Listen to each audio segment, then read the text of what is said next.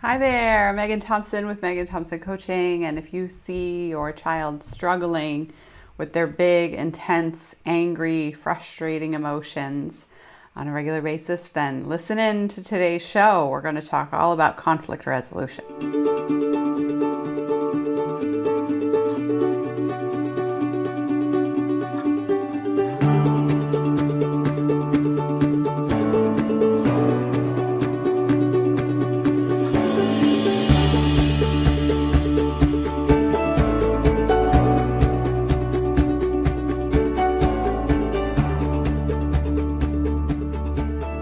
Here at MTC, we help parents of sensitive children who process the world deeply and very thoroughly with a very detail-oriented perspective go from 0 to 60 every 10 seconds to being able to manage their calm, to call their parents out when their parents need to manage their calm from a place of wisdom, not from a place of urgency. I want to take a good look at the conversations that we have with you here on today's show, and bring up some examples of the wins that we see our clients have, especially related to tackling the demonstration and expression of anger.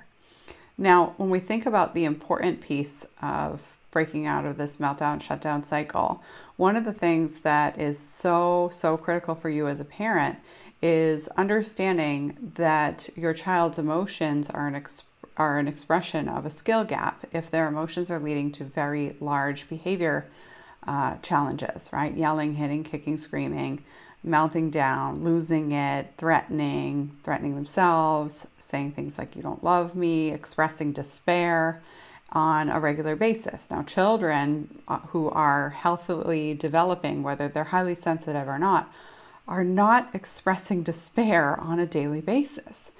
And I say this with a little bit of a chuckle in my voice because honestly, you know that your child is struggling at this level. And what is so important for you to solve this in your home is to really pay attention to what else you're listening to, or who else you're hearing that is allowing you to placate this position. I was in a Facebook group that I don't run the other day, and a parent was asking about their sensitive 4-year-old and saying that there are daily meltdowns going on in their home.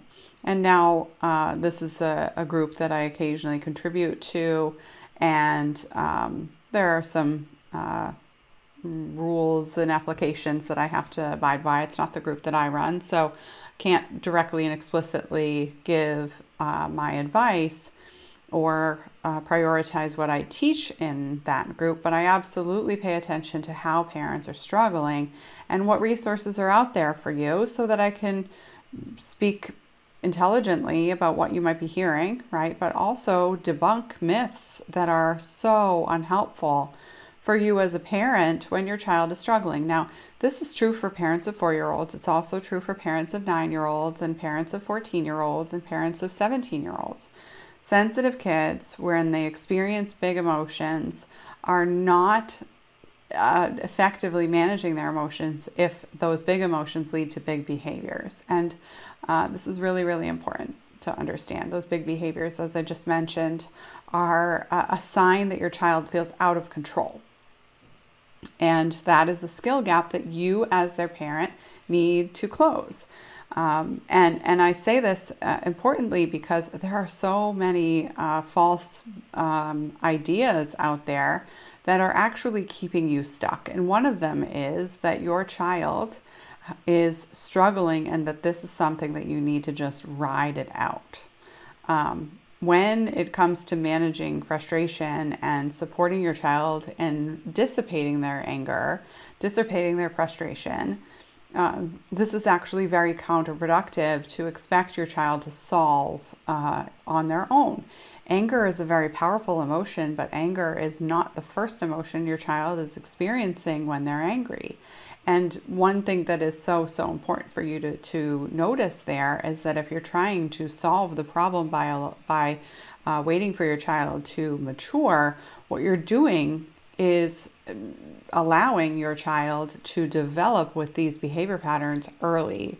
Now, by the time your child hits 7, they've built some pretty core values of theirs into their identity, and it's harder for older children to shift their personality and who they see themselves as being. And when a child is young, it is much easier to intervene as a parent. We see this all the time. Now, we work with parents whose kids are between the ages of 2 and 18, so we don't turn children away who are fit for what we do based on age.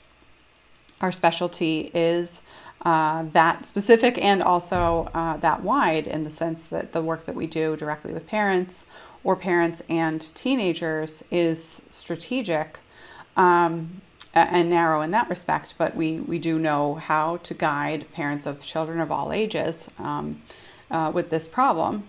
And when we look at the challenges that you're experiencing with your 4-year-old, you might be thinking, or you might be hearing from a spouse, co-parent, or grandparents that your child is going to grow out of it. Sensitive children who experience daily meltdowns do not grow out of the root cause of the daily meltdowns. Now, they might stop expressing meltdowns, but what they learn from you is that their emotional experience is not as necessary to be focused on right now when you are riding it out, if you're staying calm the whole time, right?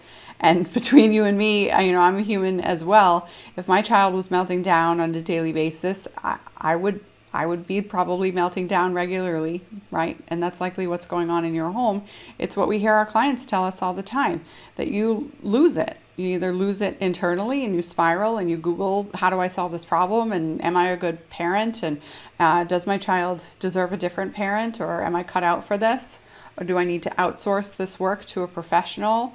And all sorts of things that you're Googling at 3 a.m. when you can't sleep and your child has had yet another meltdown. Or you're telling your child that it's all going to be, figure outable, and we're just going to wait for you to mature. And what happens there is that you likely explode, right? Waiting without a clear process or system, because enough is enough, right? It's very difficult to maintain your patience unconditionally. You're expected to love your child unconditionally, but not be unconditionally patient. That's an exceptional muscle that we have to grow as a parent. And when your child is losing their mind regularly, and this being a daily basis, it's very, very hard to do, right? It's really hard to build skills when you're warring all day with yourself or with your child. And so this is why a lot of parents like you are stuck, right?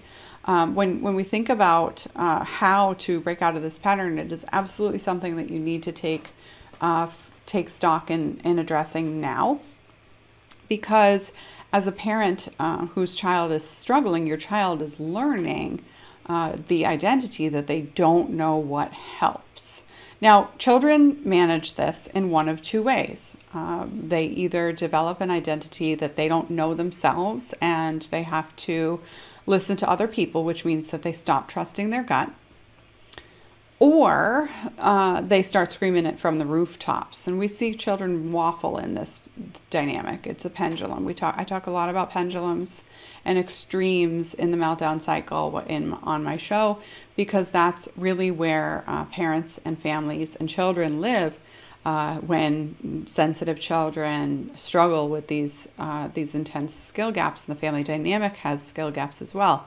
Is people go in and start experiencing the world in extremes. Either somebody is going to be perfect and all the time my expectations are going to be met, or if my expectation isn't met, then we're all going to heck in a handbasket and it's going to be awful, right?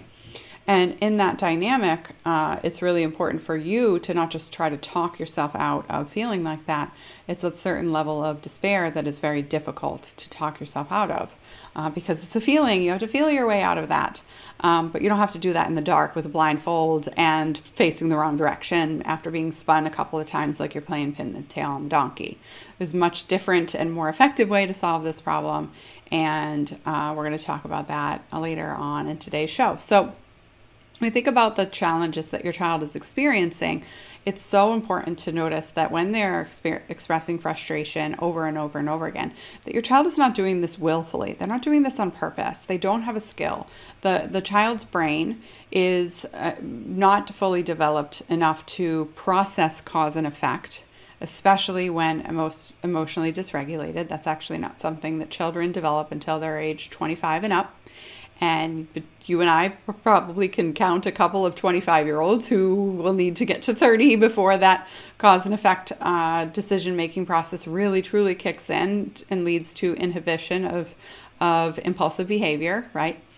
And myself included, when I was 25, I wasn't into all of the time being mindful of my decisions and making wise choices, for sure, because I didn't know how to manage my impulses. I was a work hard, play hard kind of gal, because that's all I knew. I just knew extremes.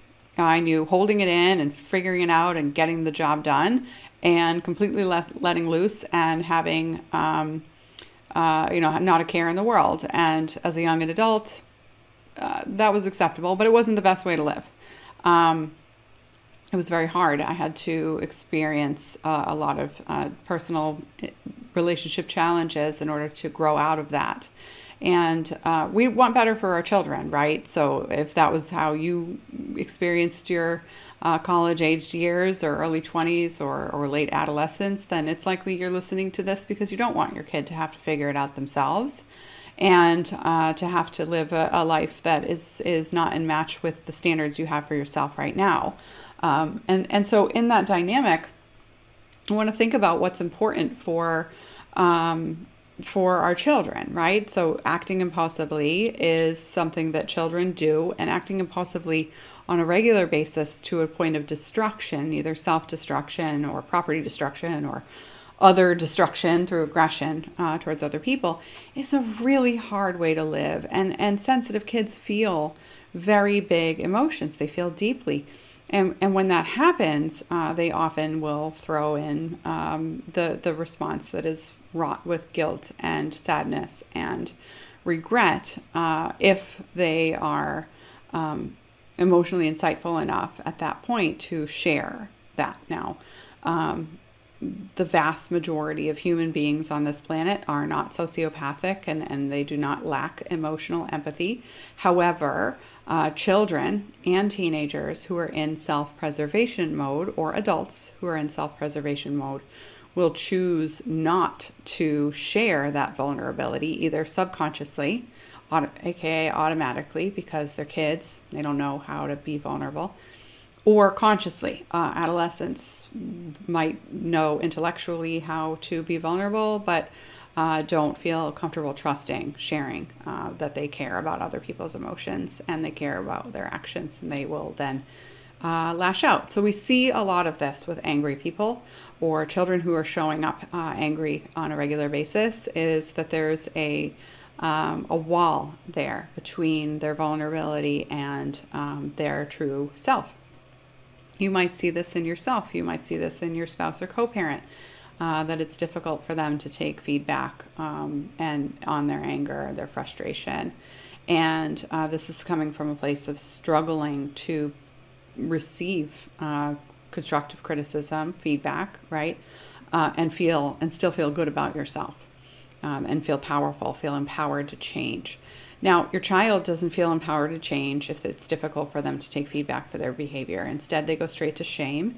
And this is why I speak so often against traditional parenting, especially for children who process things deeply, sensitive kids, who are very wise beyond their years in some ways, but there's an emotional gap between that and their chronological thinking. and their intellectual age as well. And so one of the things that's really important for you to hear is related to validating your child's emotions, because you need to be able to notice how you are responding, how you're escalating, how you're making things worse, right? By not being in touch with your own emotions and not being in touch with how people change from being emotionally explosive, and how your child changes from being emotionally explosive. Now, again, I want to circle back. It is not appropriate for children who are experiencing daily meltdowns to expect them to ride it out. It's a skill gap, right? So with that awareness, what happens is, even if the meltdown behavior goes away, the aggressive behavior stays. The verbal aggressive behavior stays. The physically aggressive behavior stays, and it might even look more calculated to you. And this can be really scary, right? If your child, quote unquote, grows out of their meltdowns, but then becomes even more angry, then this can be really, really frustrating as a parent, and you can doubt the process that you're working on. Now, you might be resonating with this if your child is 9 and you see aggressive behavior, but you're not seeing meltdowns anymore. And you might be wondering whether or not you're out of the woods, if you've made any progress, right? It feels a lot more like whack-a-mole, I bet. So it's important for you to be focusing on helping your child build that awareness in their emotional responses. And this is true whether your child is receptive to validation or not. Sensitive kids need to be able to notice their emotions, and it's up to you to help your child become receptive. There's a scale of personal growth, and that scale for your child is something you can speed up with an appropriate process. So definitely need to be able to support your child in validating their emotional reactivity before you work into problem solving, because going straight to fix-it mode is not going to solve anything. It's also really important for you to model healthy emotional expression. Like I said before, I'm humble and insightful enough to notice that my young adulthood was not the best way to live. Work hard, play hard, really ran me over. I didn't treat myself well in those circumstances. I made out with great grades and had some fun for sure, but I was really hiding from my emotional vulnerability. And had to do a lot of personal development work, and worked with a lot of coaches to help me build that insight and to make transformational shifts, because I'm not a complainer. I'm not somebody who's going to sit in a session and wait hour by hour, week by week to feel a little bit better because I vented and got something off my chest. That process felt excruciating to me, seemed excruciating to me, and so it wasn't something that I latched on to. Even as a therapist, it just wasn't something that I was receptive to for my personality. I was much more receptive to a coaching type of relationship. I was able to get vulnerable because I had an outcome that I knew I was going to achieve, because that person was clear on their system, their process, and helping me achieve that outcome. So then it became a means to an end, right? The emotional depth was a lot easier for me to justify. And as a hustler, if you're somebody who's a problem solver and a fixer, managing your emotions might feel like something that's superfluous, a luxury, or even inefficient or ineffective. And I encourage you to notice that the way through isn't the way out, right? You need to be able to manage your own emotions, and you can't be trying to jump ship in that process, especially when raising children. Children need to be able to be working through learning how to be making empowering decisions and empowered decisions, and they need to be able to do that by managing their impulses. Perfectionists impulsively want to run away from things and quit too early. Children who struggle with rage and frustration will often want to blame other people and struggle with that, right? So it's all important for you to be paying attention to whether your child rages internally and blames themselves, or rages externally and blames other people. So it is super important for you to be paying attention to how you influence this dynamic in the home. Your child is learning those skills from you. You have to model healthy emotional expression. You have to demonstrate positive ways to manage frustration and dissipate frustration rather than just venting. Sharing your day-to-day stories are not what helps you process your emotions. It just gives them to somebody else to feel better for yourself in a fleeting moment.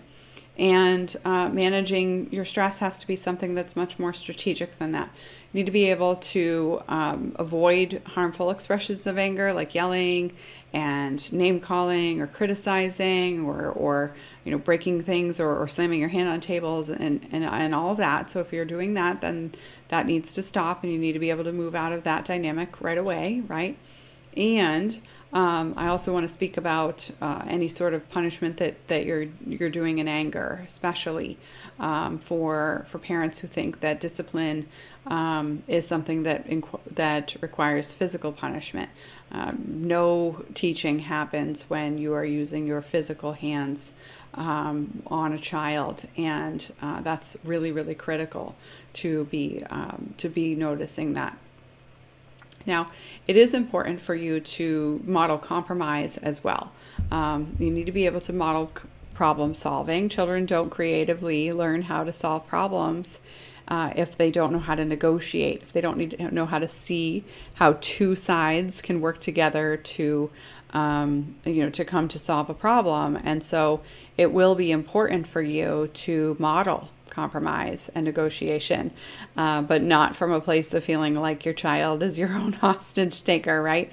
So you need to be able to create win-win solutions. If your child tends to negotiate by saying, if you do this, then I'll do that, then you can't be parenting from a place of, if you do this, then this happens, right? If-then language does not work for sensitive children. They are very clever. They will use if-then language with you. They'll repeat what they hear, right? Sensitive kids learn from their parents. So you can't be using if-then language with your child. It doesn't teach your child anything other than how to negotiate with you. But a sensitive kid who's not emotionally regulated is going to be using threats in their negotiation, and the compromise doesn't actually work. All right. So you need to be able to teach your child how to meet in the middle and have those clear conversations and teach in a playful way to collaborate and communicate effectively. And this has to happen on a daily basis. You can't be breaking out of meltdown cycles by walking on eggshells and just waiting for your child to solve it on their own or forget about something that they are asking you for. It has to be something that you're willing to handle head on. And that takes a lot of mindset work. When you get to point number 4, you have to have a lot of mental resolve in solving this problem on your own or with a team. I mean, we teach our clients that day in and day out, mental resolve. Emotional resilience is something that you pass on to your children. It's not something that they learn from a coach or a teacher or some other influential mentor. Sensitive children learn through their relationship with their parents. And there's all kinds of research on vantage sensitivity for sensitive kids to back that up. So recommend that you follow through on learning more about that and dive deeper on that. There are other shows that I've put out on that topic. So what helps, right? If you want to be able to demonstrate this and model this from a place of not just keeping it together and gripping a steering wheel, but also being able to feel like you can systematically teach it, you need to be able to do that in a way that doesn't shame your child. You're completely avoiding lecturing altogether. That has to be removed from your wheelhouse of teaching your child. And then the next thing that you need to do is ensure that your focus is playful, right? You're focused on validation, and you're systematically pacing your child into growth so that their behavior shifts in a upward trajectory rather than it feeling like it's whack-a-mole. If you want our help to help you do that, happy to support you in breaking out of this pattern and doing this so that you can live your life. What's possible on the other side of this is that sensitive children are leading their communities. They're relating to their peers in safe ways. They're telling their peers that they have shifted their behavior, they're advocating for their needs, they're telling adults around them that they've changed.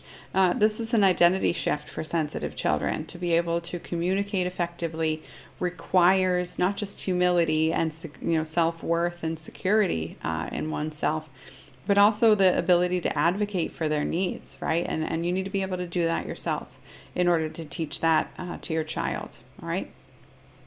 Okay, so when we think about the important pieces here that are for you to work on, if you want our help to break out of this pattern, we're happy to talk to you on a phone call to adjust where you're struggling and focus on what you need to do in order to break out of that pattern systematically, and show you how our team can support you in doing that very same thing.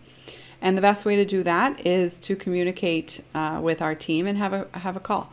So we go to meganthompsoncoaching.com/talk to book your conversation with my team.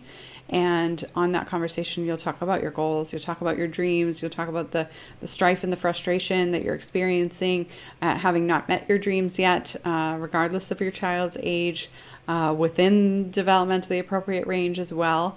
And then we'll support you in noticing what needs to be prioritized first. If your family dynamic is the cause of the meltdown cycle, then we'll absolutely tell you how we can help you address that pattern and how you can lead your family out of this and do that systematically, right? Now, if there's something else that is in the way of you reaching that goal, or there's something that's more efficient or effective to get you to the outcome that you're asking for, then we will point you in that direction, because we only work with families who we know we can help and who are a fit for the community that we've built. And that's an important assessment that we have to make on those calls.